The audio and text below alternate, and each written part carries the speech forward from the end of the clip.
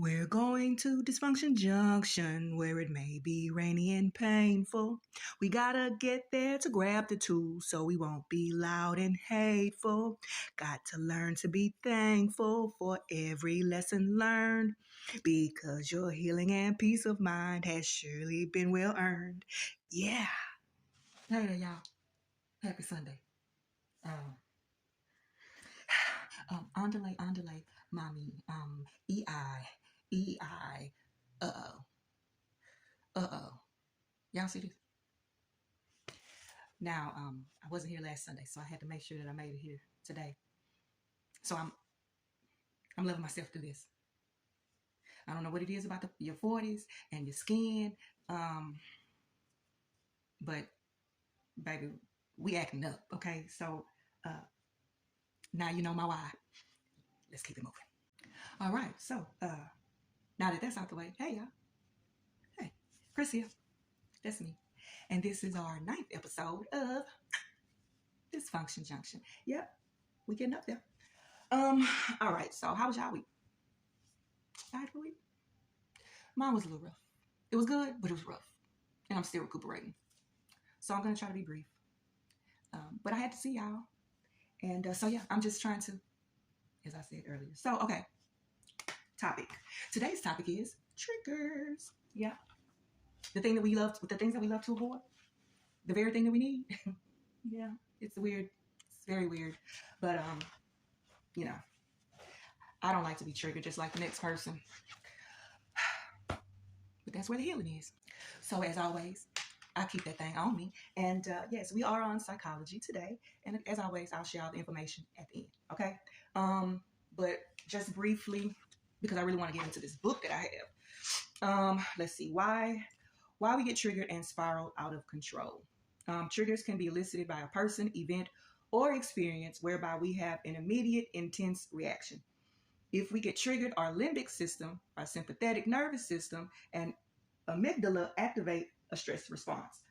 Reactions from our triggers can negatively impact our relationships. So it's like at a cellular level, right? I know when I got triggered, I've went off. Okay? No other way to say it. Went off. And my off is way up there, right? Don't like it. Don't like the way it feels. So then you tend to try to avoid it. But when you try to avoid certain stuff that's still like brewing inside, it's going to come out at some point. So what I found is that my healing is like within my triggers if I just sit long enough to get through it. You know what I mean? So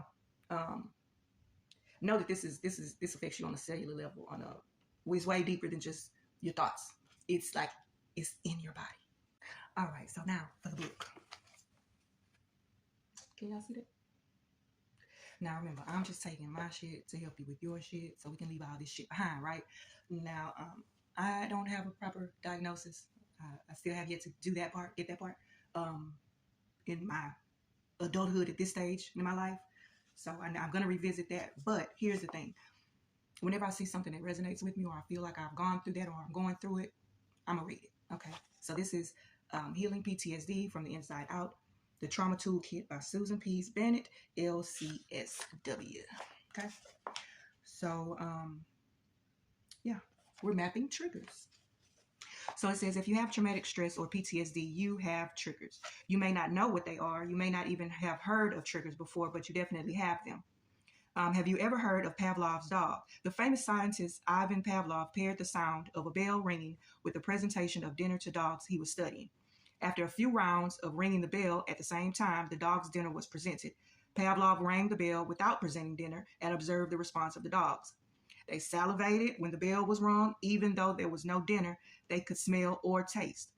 Since the sound of the bell was paired with dinner, the sound was enough to trigger the physiology of digestion to begin, even in the absence of actual food. Is it just me? I'll keep reading. Don't worry about it. Likewise, when we suffer a trauma, the circumstances around the trauma get paired to our physiological reaction to the trauma itself.